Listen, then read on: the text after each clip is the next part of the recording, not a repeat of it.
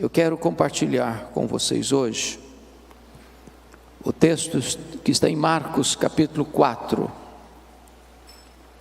Marcos capítulo 4, versos 35 a 41. Peço que você abra sua Bíblia comigo e, ao ler o texto, mantenha sua Bíblia aberta para você acompanhar comigo esta exposição. O texto diz o seguinte: naquele dia, sendo já tarde, disse Jesus aos seus discípulos: passemos para outra margem.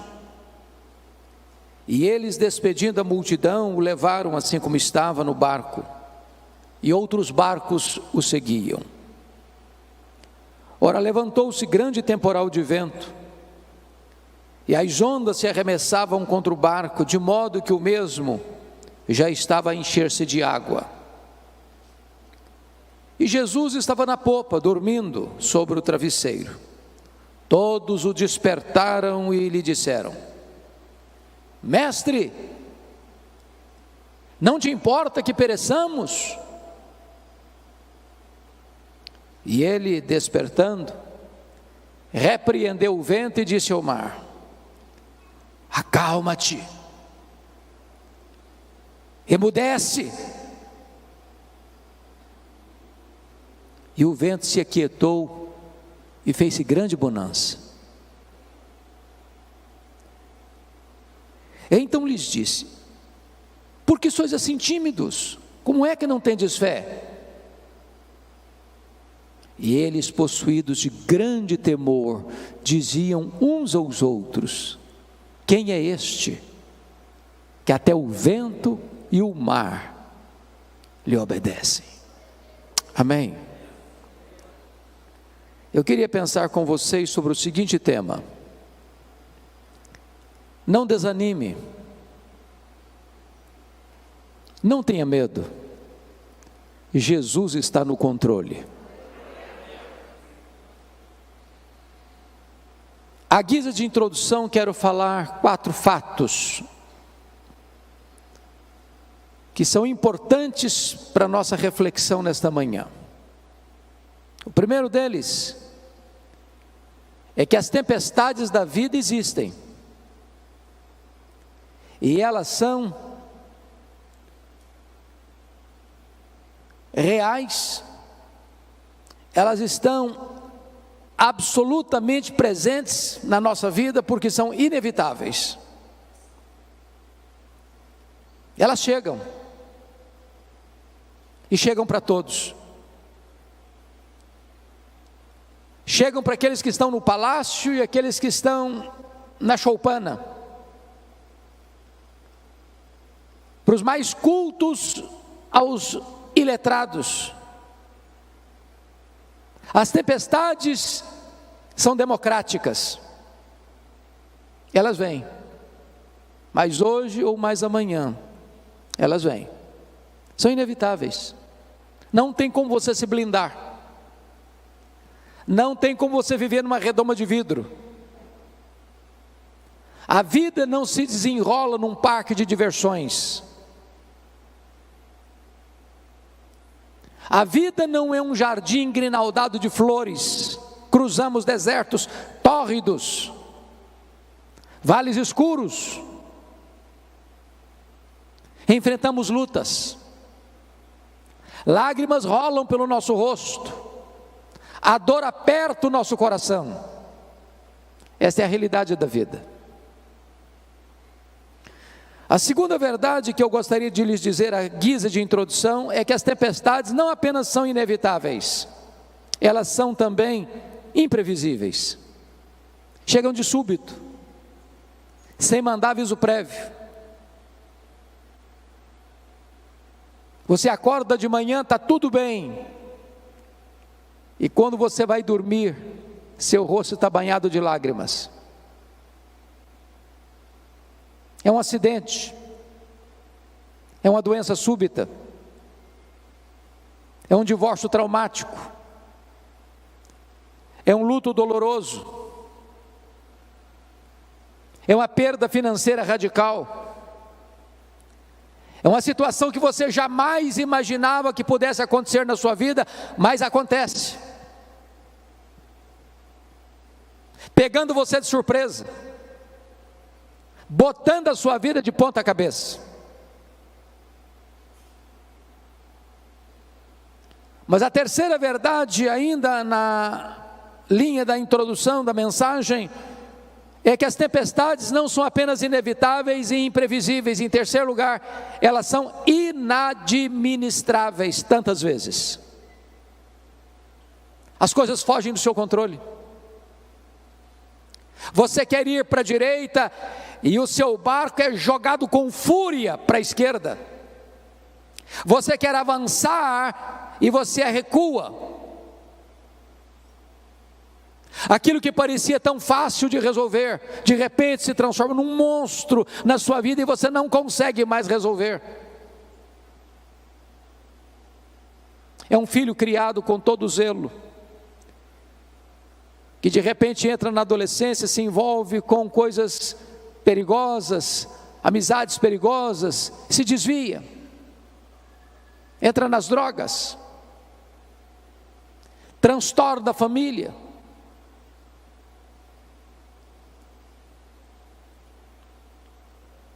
Mas eu quero concluir dizendo que, em último lugar, quarto e último lugar, as tempestades da vida são também pedagógicas. Louvado seja Deus, pedagógicas. Sabe o que significa isso?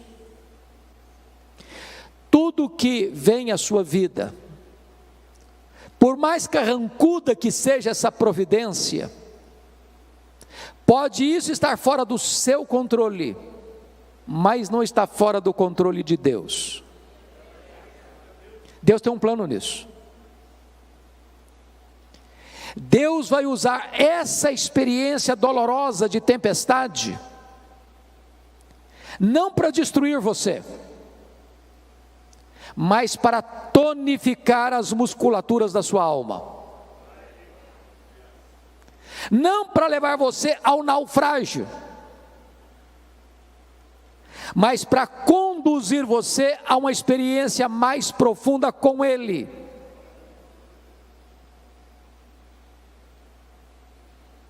Quando Deus nos permite passar por uma situação adversa, difícil, amarga, Ele quer nos dar lições mais profundas, que de outra sorte nós não conseguiríamos aprender. Então, dito isto, a título de introdução, peço que você, com a Bíblia aberta comigo, passemos a considerar algumas lições desta passagem. O contexto aqui é que Jesus passara todo aquele dia ensinando as parábolas do reino. E se você já falou, deu aulas, pregou um dia inteiro, você sabe que ao final do dia você está exausto. Então Jesus entra no barco, pega um travesseiro, vai lá para trás do barco, deita e dorme. Mas antes disso ele diz para os discípulos: passemos para outra margem. Enquanto eles estão navegando para outra margem, eu estou falando do Mar da Galileia, ou do Lago de Genezaré, e você sabe que esse mar não é um mar, é um lago de águas doces, o maior reservatório de águas doces do Oriente Médio, com 21 quilômetros de comprimento por 14 de largura, a 200 metros abaixo do nível do mar Mediterrâneo, encurralado pelas montanhas de Golã de um lado, as montanhas da Galileia do outro. Enquanto navegam, subitamente surge uma tempestade de vento, e o barco é varrido de um lado para o outro. E os discípulos inicialmente devem ter pensado: vamos deixar o mestre descansar, nós temos habilidade e capacidade de resolver esse problema. Mas na medida em que eles tentavam resolver o problema, o mar se agigantava, as ondas se tornavam mais furiosas, o barco era sovado com fúria pelo vento tão furioso, estava se enchendo de água, e a morte mostrando para eles a sua carranca. E então recorrem a Jesus com uma pergunta em tom de censura: Mestre, não te importa que pereçamos? E Jesus se levanta, repreende o vento, repreende o mar, a grande bonança, e agora Jesus pergunta para eles: por que sois assim tímidos? Como é que não tendes fé? E eles se entreolharam e perguntaram uns para os outros: mas quem é este, que até o vento e o mar lhe obedecem? Notem comigo, irmãos, que esse texto está regido por 3 perguntas. A primeira pergunta está aí no versículo 38. É a pergunta dos discípulos a Jesus: Mestre, não te importa que pereçamos? A segunda pergunta é a pergunta que está no verso 40. É a pergunta de Jesus para os discípulos: por que sois assim tímidos? Como é que não tendes fé? E a terceira pergunta está no verso 41. É a pergunta entre os discípulos: quem é este que até o vento e o mar lhe obedecem? Bom, como o texto está regido por essas 3 perguntas, me deterei em trabalhar essas 3 perguntas na meditação desta manhã. Vejamos então a primeira pergunta. Esta é a sua pergunta, esta é a minha pergunta, esta é a nossa pergunta. Mestre, não te importa que pereçamos? É a pergunta da angústia, é a pergunta da vulnerabilidade humana,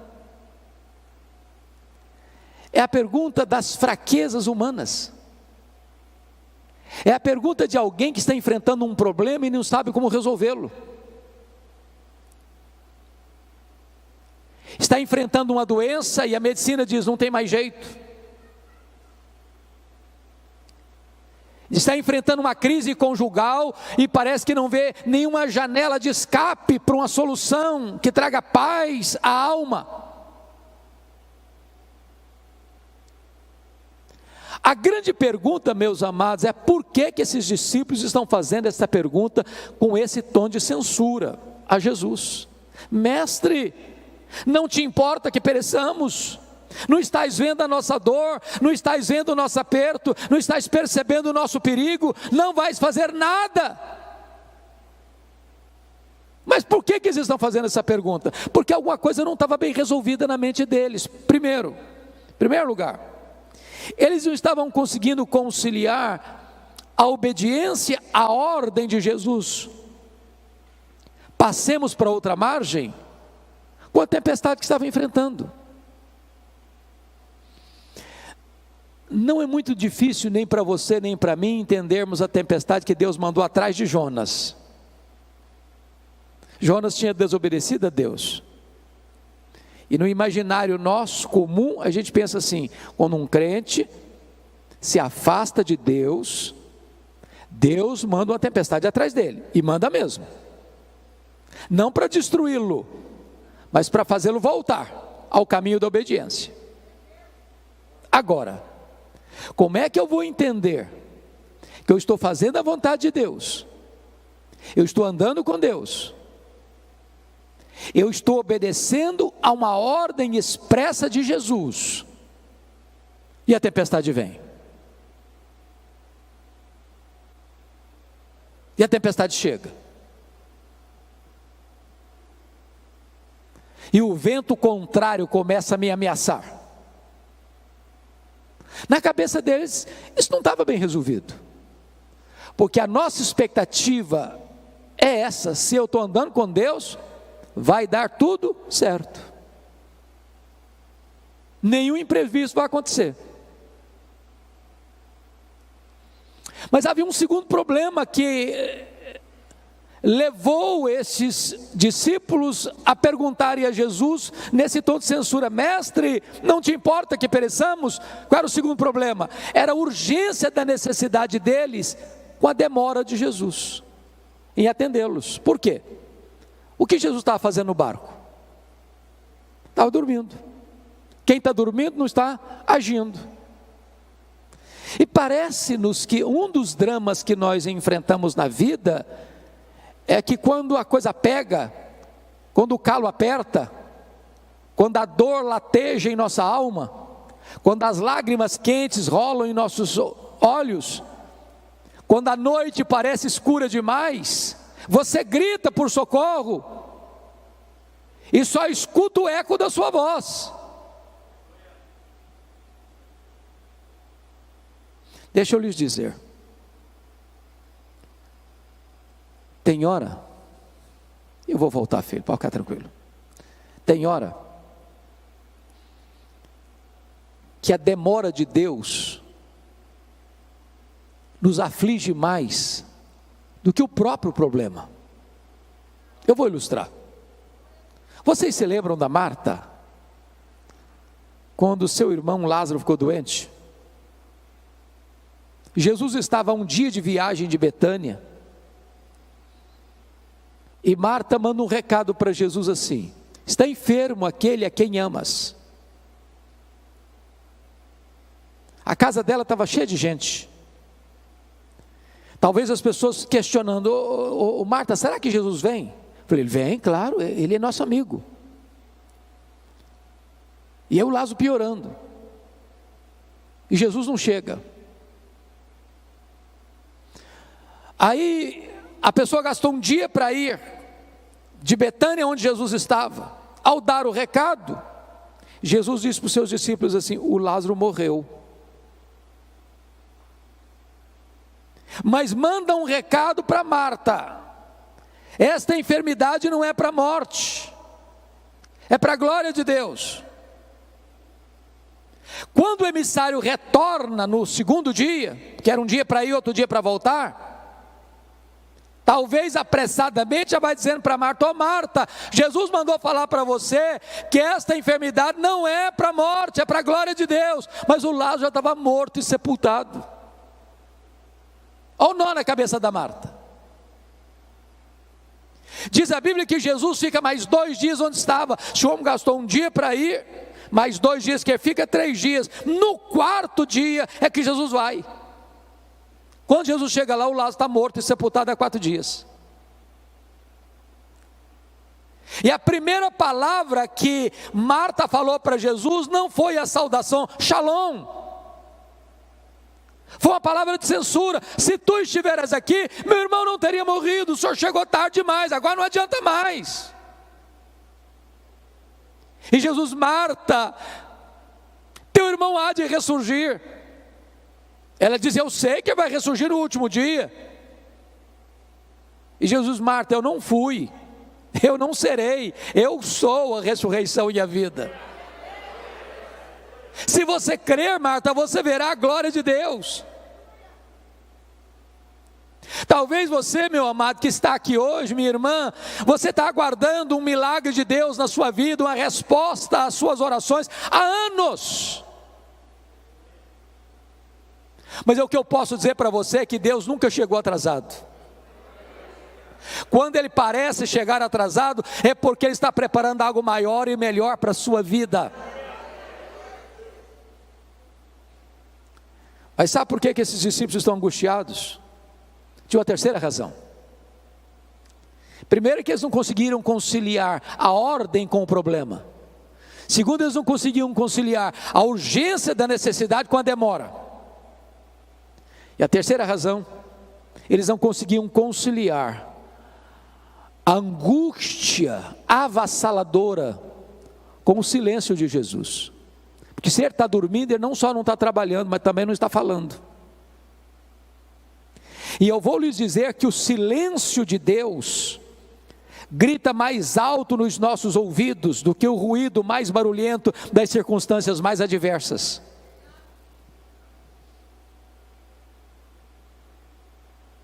Quantos de nós, irmãos, nas noites mais escuras da alma, já gritou: socorro! E parece que a nossa voz ecoa no espaço e nenhuma resposta chega.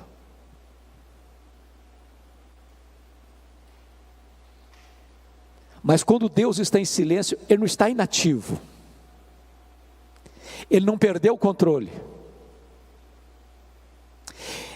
está trabalhando e trabalhando por nós e não contra nós.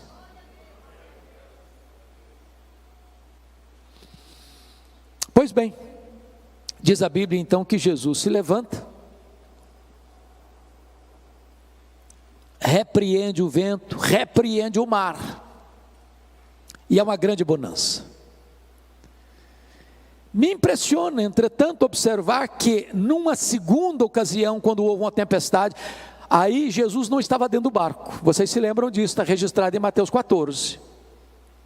Lá naquela segunda ocasião, Jesus mudou a metodologia. Aqui, primeiro ele acalma o mar e o vento, para depois acalmar os discípulos. Lá na segunda ocasião, primeiro ele acalmou os discípulos, para depois acalmar o mar, dizendo assim para eles: tende bom ânimo, sou eu, não tenham medo.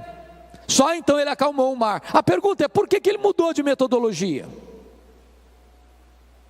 Por uma razão muito simples. O Senhor Jesus sabe que tem hora que a tempestade mais terrível na nossa vida não está do lado de fora, está do lado de dentro. Tem hora que o seu maior problema não é a circunstância, é o sentimento. E Ele, como aquele que nos conhece, sabe quando é que primeiro tem que atender a solução do problema, e em segundo lugar, quando ele tem que atender a solução do problemático. Ele é poderoso nesta manhã para acalmar tanta tempestade que está dentro da sua alma, como a tempestade que está fora de você.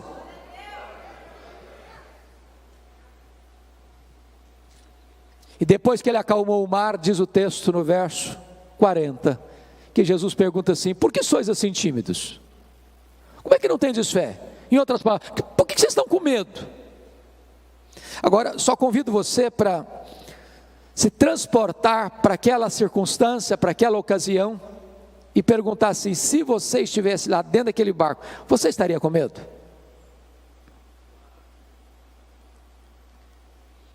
Ô, gente, eu fiz um único cruzeiro, um navio grande na vida. Fiz vários cruzeiros pequenos, mas grande, navio grande, uma vez só na vida. Saiu de Santos, foi para o interior do Rio de Janeiro. E eu prometi a mim mesmo nunca mais fazer outro cruzeiro na vida. Pegamos ondas de 5 metros. Foi um desespero. Todo mundo dentro do navio ficou com náuseas. Todo mundo. Você ia sair, você tinha que cambalear nos corredores e todo mundo vomitando nos corredores. Você não imagina o que é você começar uma viagem, o navio está todo mundo nauseado e você sabe que tem 8 horas pela frente. A única oração que eu fazia era essa: ó Deus, ou eu durmo ou eu morro. Agora imagine o que é um barquinho de pescador no meio do mar, já de noite, o mar furioso, moendo o barquinho, água entrando, a morte mostrando a carranca, a situação humanamente desgovernável. Você ficaria com medo? Aí Jesus pergunta assim: por que vocês estão com medo? Como é que vocês não têm fé? Mas por que eles deveriam estar com fé e não com medo? Bom, eu quero lhes dar 4 razões por que eles deveriam ter fé e não medo. Para ajudar a vocês na memorização, usarei um recurso mnemônico. As 4 razões para eles terem fé e não medo, começando com a letra P. Primeiro, eles deviam ter fé e não medo por causa da promessa de Jesus do verso 35. Passemos para outra margem. Se Jesus disse assim: passemos para outra margem, qual era o destino deles? A outra margem, claro. Então vou lhe dizer algo sublime agora. Promessa de Jesus e realidade são a mesma coisa. Porque nenhuma das suas promessas cai por terra. Em todas as suas promessas nós temos o amém, o sim de Deus. Ele vela pela sua própria palavra em a cumprir. Você sabe por que você e eu ficamos com medo? É porque nós duvidamos que aquele que fez a promessa é fiel para cumpri-la. Segundo lugar, sabe por que eles deviam ter fé e não medo? Por causa da presença de Jesus com eles. Quem é Jesus? O Criador do mar, o Criador do vento, o Criador da terra, o Criador do céu, o Criador do universo. Agora eu pergunto a você, será que a criatura poderia ser maior que o Criador? Será que o mar poderia derrotar o Criador do mar?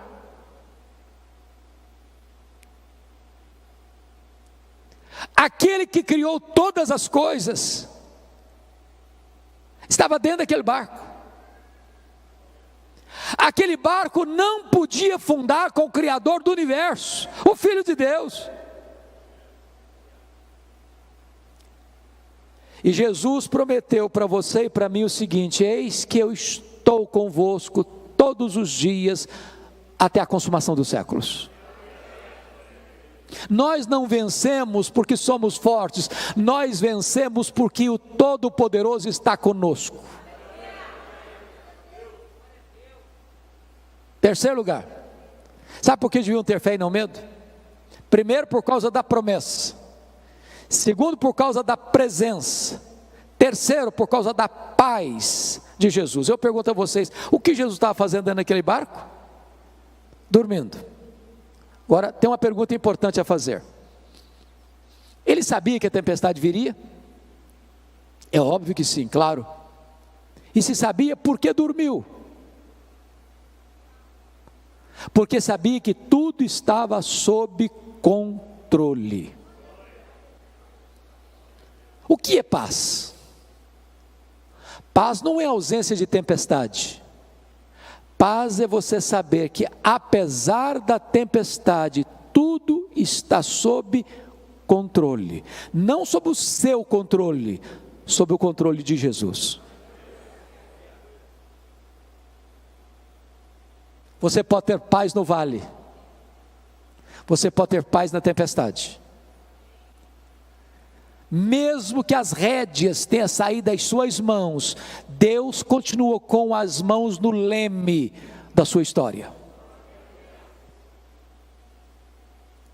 Quarto lugar, por que eles deviam ter fé e não medo? Primeiro, por causa da promessa. Segundo, por causa da presença. Terceiro, por causa da paz. Quarto, por causa do poder de Jesus. É maravilhoso você notar em Marcos que, propositadamente, Marcos reúne ao redor desta passagem 4 episódios que retratam o poder de Jesus. Primeiro nesta, onde ele tem poder sobre as leis da natureza, o vento escuta a sua voz, o mar obedece ao seu comando. Mas notem comigo que em seguida, capítulo 5, ele desembarca do outro lado, na região leste do lago, na região das montanhas de Golã, em território pagão, no território de Gadara, num despenhadeiro, dentro de um cemitério, de noite, quando entre os sepulcros tem um homem gritando, ferindo-se com pedras, louco, furioso, que ninguém podia prendê-lo com algemas.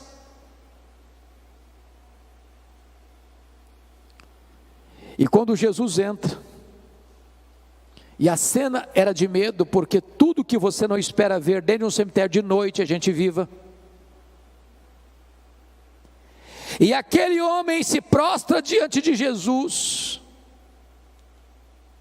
e Jesus pergunta: qual é o teu nome? E ele respondeu: legião, porque somos muitos. O que é uma legião? Uma legião é uma corporação romana de 6.000 soldados. Dentro de um único homem tinha 6.000 demônios, capaz de sair de um homem e entrar em 2.000 porcos, levando-os ao precipício e à morte.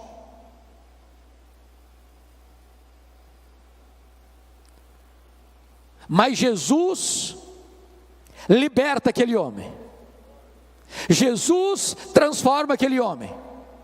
Jesus faz daquele homem um missionário, para provar uma coisa para nós: ele tem poder sobre as leis da natureza e ele tem poder sobre os demônios. Me impressiona, pastor Amarildo, nesse texto,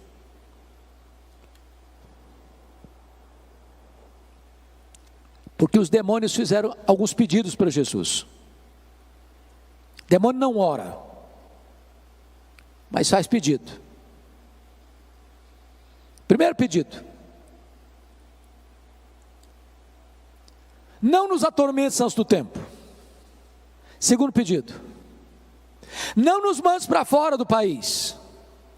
Terceiro pedido: mande-nos para essas manadas de porcos. E Jesus atendeu as 3 petições dos demônios. Mas agora que o homem está curado, liberto, ele faz um pedido para Jesus: deixa-me ir contigo. E Jesus não atendeu o pedido do homem salvo e liberto. Jesus diz: não, vai para os teus e conta lá para a tua família o quanto Deus fez por você. Por que Jesus atendeu o pedido dos demônios? Para provar uma coisa. Primeiro, que os demônios não são um mito, uma lenda.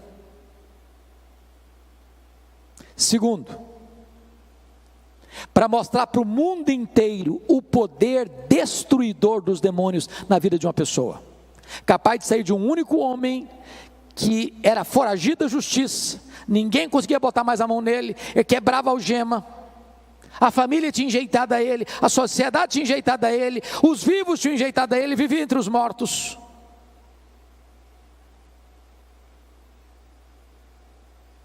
Para mostrar para o mundo que os demônios vêm para roubar, para matar e para destruir. Terceiro, por que Jesus atendeu o pedido dos demônios? Para provar para o mundo inteiro os valores da sociedade mundana. Porque os gadarenos, ao chegarem e verem aquele homem liberto por causa dos porcos, expulsaram Jesus dali. É uma sociedade que ama mais os porcos do que pessoas.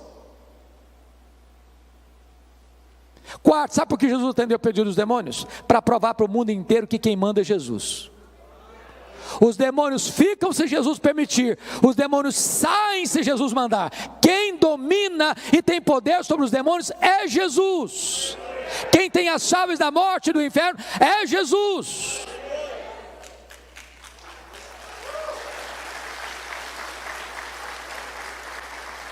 Então Jesus aqui prova que ele tem poder sobre os demônios.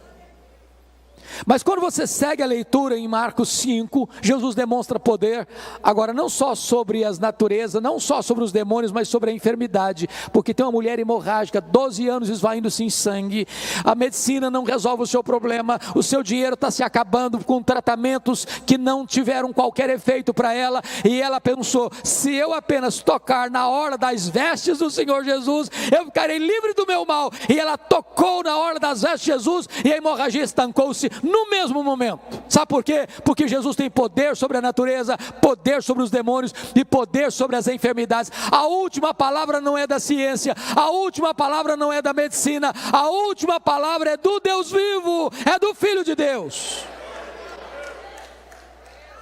Mas em seguida, no capítulo 5, Jesus está indo no meio da multidão, porque Lázaro, o chefe da sinagoga, rogou a Jesus: Senhor, vá comigo à minha casa, porque a minha filhinha única de 12 anos está muito doente, está à beira da morte. E Jesus caminha com ele. Quando chega alguém, diz: não incomodes mais o mestre, a tua filha acabou de morrer.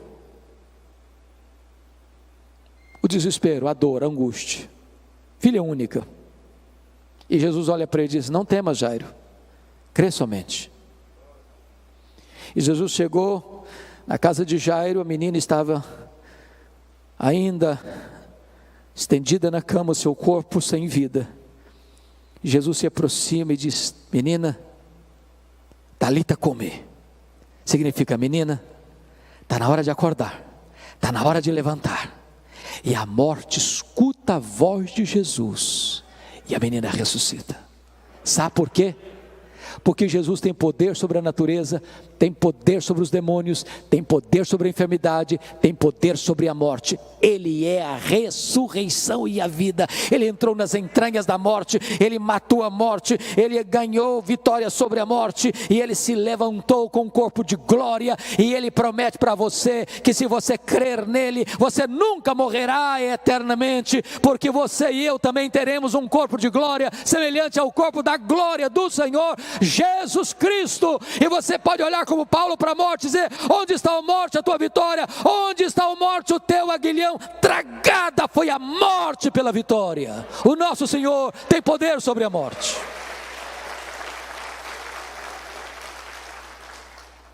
Mas agora, irmãos, vamos para a última pergunta do texto.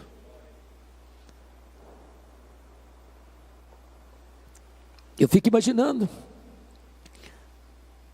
o mar se acalmando como uma fera selvagem que precisa ser acalmada, o barco balançando, os discípulos todos molhados, porque o barco já estava se enchendo de água, aquelas jorros d'água batendo no barco, e eles estão completamente tomados de uma santa reverência, perguntando uns para os outros assim: mas quem é este, que até o vento e o mar lhe obedecem? Que pergunta emblemática. Quem é este? E nós poderíamos responder essa pergunta hoje, dizendo o seguinte: este é aquele que, junto com o Pai e com o Espírito Santo, lá nos refolhos da eternidade, antes da criação do universo, no conselho da Trindade, traçaram um plano perfeito para a sua, para a minha, para a nossa vida. Este é aquele que no princípio criou todas as coisas, porque todas as coisas foram feitas por intermédio dele, e sem ele nada do que foi feito se fez, as coisas visíveis e invisíveis. Quem é este? Este é aquele que sustenta todas as coisas pela palavra do seu poder. Quem é este? Este é a semente da mulher que nasceu para esmagar a cabeça da serpente. Quem é este? Este é aquele de quem os patriarcas falaram, para quem os profetas apontaram. Quem é este? Este é aquele que foi simbolizado pelo Cordeiro da Páscoa, cujo sangue, passado no batente das portas, libertou os primogênitos de Israel da morte no Egito. Quem é este? Este é aquele que foi simbolizado pelo tabernáculo, este é aquele que foi simbolizado pela arca da aliança, este é aquele que foi simbolizado por aquilo que estava dentro da arca, as tábuas da lei, o vaso com maná, a vara seca de Arão que floresceu. Este é aquele que foi simbolizado pela tampa da arca, o propiciatório, onde a glória de Deus se manifestava. Quem é este? Este é aquele que foi simbolizado pelas festas de Israel, pelos sacrifícios do templo, pelo sábado. Tudo era a sombra dele, ele é a realidade. Quem é este? Este é o maravilhoso conselheiro, Deus forte, o Pai da eternidade, o príncipe da paz. Quem é este? Este é o sol da justiça, a brilhante estrela da manhã. Quem é este? Este é o Messias prometido, este é o Filho de Deus, que na plenitude dos tempos nasceu de mulher, nasceu sob a lei, para ser o nosso Redentor. Quem é este? Este é o Verbo eterno, pessoal, divino, autoexistente, Criador, que se fez carne e habitou entre nós, cheio de graça e de verdade, e vimos a sua glória, glória como do unigênito do Pai. Quem é este? Ora, este é aquele que pode dizer: eu sou. Antes que Abraão existisse, eu sou. Este é o pão da vida, este é a luz do mundo, este é a porta das ovelhas, este é o bom pastor, este é a ressurreição e a vida, este é o caminho e a verdade e a vida, e ninguém vem ao Pai senão por Ele. Este é a videira verdadeira. Quem é este? Este é o cabeça da igreja, este é o fundamento da igreja, este é o dono da igreja, este é o edificador da igreja, este é o protetor da igreja. Quem é este? Este é o amado da nossa alma, este é a nossa alegria, este é a nossa herança, este é a nossa paz, este é a nossa justiça, este é o Filho de Deus que desceu da glória e entrou na nossa história e pisou o nosso chão e bebeu a nossa água e chorou a nossa lágrima e sentiu a nossa dor e carregou com os nossos pecados sobre o seu corpo no madeiro. Quem é este? Este é aquele que no Getsemane suou sangue por amor de nós, é aquele que chorou no Getsemane, aquele que bebeu sozinho o cálice amargo da ira de Deus, este é aquele que foi cuspido e esbordoado no sinédrio, este é aquele que foi espancado e vilipendiado no pretório romano, este é aquele que carregou sobre o seu corpo no madeiro os nossos pecados e andou pelas ruas de Jerusalém apinhadas e debaixo de uma multidão sangue sedenta gritando: crucifica-o, crucifica-o, crucifica-o. Quem é este? Este é aquele que foi pregado naquela cruz, naquele leito vertical da morte. Este é aquele que transformou aquele patíbulo de horror no instrumento da sua própria salvação. Quem é este? Este é aquele que entrou nas entranhas da morte, ele é aquele que matou a morte, este é aquele que ressuscitou gloriosamente, este é aquele que está vivo pelos séculos dos séculos, este é aquele que voltou para o trono, este é aquele que está sentado à destra de Deus, este é aquele que vai voltar pessoalmente, visivelmente, audivelmente, repentinamente, inesperadamente, gloriosamente. Quem é este? Este é aquele que vai se assentar no trono e vai julgar as nações. Este é aquele em quem você e eu vamos reinar para sempre e sempre e sempre, onde não vai ter mais dor, onde não vai ter mais lágrima, onde não vai ter mais luto, onde não vai ter mais tristeza, onde não vai ter mais pecado, e nós estaremos com Ele e para sempre, para sempre, para sempre, para sempre, reinando com Ele, desfrutando da glória dEle, contemplando a Ele, usufruindo a glória dEle. Quem é este? Este é o amado da nossa alma, este é a razão da nossa vida, este é o nosso glorioso Redentor, este é aquele que diz para você e para mim hoje: você não precisa ter medo, você pode ter fé. A Ele a honra, a Ele a glória, a Ele o louvor, agora e pelos séculos eternos.